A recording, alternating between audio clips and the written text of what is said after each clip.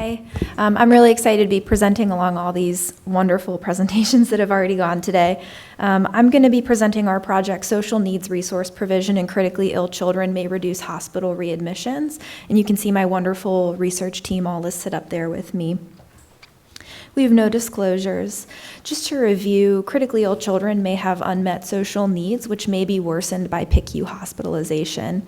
Inpatient social workers can address health disparities by providing both emotional support and social resources to address these unmet social needs and reduce the burden of hospitalization on these children and their families.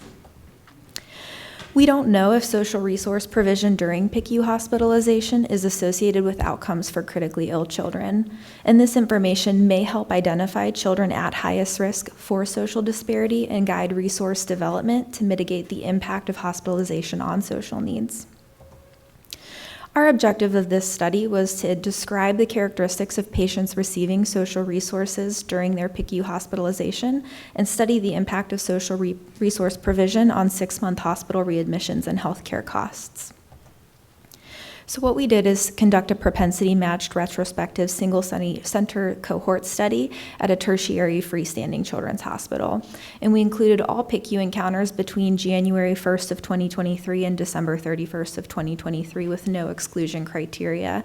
And just to help you understand the makeup of our PICU, we have about a 25-bed unit with the capacity to overflow to 30 at a given time.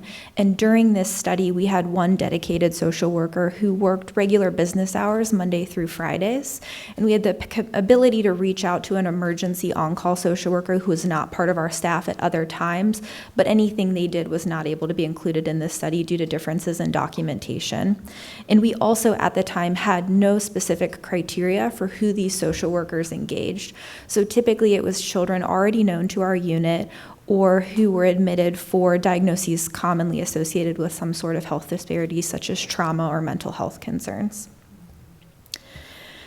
So for our methods, our primary exposure was patients who had social work engagement and social resource provision during their PICU hospitalization. This was actually identified through chart review retrospectively after they were admitted, and so social work engagement was defined as documentation by a PICU social worker of an interaction with the patient and caregivers during their PICU hospitalization, and social resource provision was identified through the chart review of their encounters for documented resources that were provided to the child or the family, and our primary outcome was 6-month readmissions. Here you can see our matching. So we divided encounters into those who did or did not have social resources provided during their index encounter and performed a 1-to-1 nearest neighbor matching without replacement on demographics, hospitalization characteristics, severity of illness, and ICU length of stay. You can see our matching was adequate, although encounters receiving social resources still had slightly longer pediatric PICU length of stay. For our results, we had 1,507 PICU hospitalizations during that year to our unit across 1,328 distinct children. 1,130 of those met with our single PICU social worker, so about 75%. And of all of the PICU hospitalizations, 459 or 30.5% received social resources. Total, there were 827 social resources provided across all encounters, so doing the math, you can see that there were children and families who received more than one social resource during their PICU hospitalization. Just for the sake of time and space, I didn't include the breakdown of differences between social work engagement and not social work engagement. This is the breakdown for social work resources either provided or not provided, but since I do think it is important, there really wasn't any statistically significant difference between the children who our social workers engaged and did not engage, other than their insurance status, with children who were government insured more likely to have social work engagement than not social work engagement. But all of our other characteristics, including race and childhood opportunity index, were not statistically significant for social work engagement. For resources provided, you can see here that we did have differences that were statistically significant. So children who received resources tended to be 2 to 5 years of age, more likely to have a complex chronic condition. Language wasn't very different, but you can see the majority of our children spoke English, and so I don't really consider that to be too much of a difference there. Majority were also government insured, but again, there were more government insured children in our overall data set than not.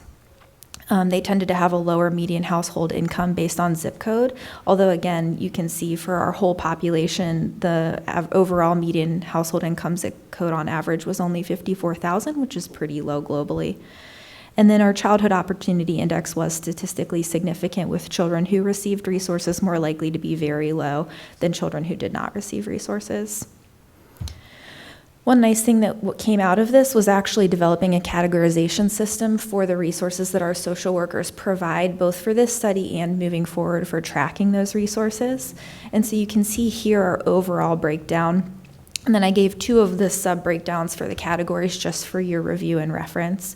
So I think going along with what you've heard with all of the other presentations today, food insecurity is really big for us as well. And so majority of the resources that were provided were related to food insecurity, followed by housing and then transportation. And then I included the breakdowns that we've developed based on the most commonly provided resources with our social workers below for food and housing. And you can see for food, our breakdown was other food resources was most common, followed by Ronald McDonald House food resources, hospital-based food resources such as meal trays that the families could access, and then grocery or retailer gift cards. In housing, you can see referral to Child Protective Services for family support, MBA Open Doors, which is a rent mortgage assistant program available for us locally, other housing resources, and then resources for local metropolitan housing, authority information, et cetera. I am still working on trying to get realistic information on the actual amount of money spent during the year of 2023 on these resources provided, but I'd say based on what I'm collecting, a general overestimate of what we spent providing resources for children, including the salary of our social workers, probably 90 to 100,000 max, and that's an overestimate, and you'll see how that compares to what we found on our results in a little bit. So for our outcomes, we ended up having 1,164 index encounters among 1,164 individual patients without in-hospital mortality that we were able to use for propensity matching, and we ended up having 612 that were matched for our propensity matching. We found that our 6-month readmission-free survival was about 74% for children who received social resources and 66% in those who did not, and you can see our confidence intervals make those results statistically significant. Our marginal risk reduction in 6-month readmissions was 7.9%, and a marginal risk ratio of 0.768, again, statistically significant. We estimated our cost avoidance of $828 per child who received a social resources, with a total cost avoidance for all children who received social resources to be about a little bit over $250,000, which, depending on what our global spending ends up being, is about 1 to 2 times what we spent. And here you can see our Kaplan-Meier of the outcome, with the bottom being the days since discharge and the y-axis being survival without readmission. And you can see pretty clear difference in the children who received social resources, which is the blue, having reduced readmission compared to the red, which are the children who did not receive social resources. And then the risk table below it just shows the number of readmissions at each time point noted on the x-axis. So we did have some limitations for this study since it was retrospective. Unfortunately, we were limited to what we could find that was previously charted in notes that for a study that hadn't been planned at the time that they were charted. And so likely we do underestimate the true number of resources that were provided to these children. Many of the gift cards and like connections to Ronald McDonald Housing and that type of, those type of resources are actually provided by our bedside nurses on off hours when our social workers aren't available, and they don't chart that. Also, the social workers, as I mentioned earlier, who cover from other units during those emergency hours don't chart how our social workers do, and so these resources are underestimated in our study. We know that for a fact.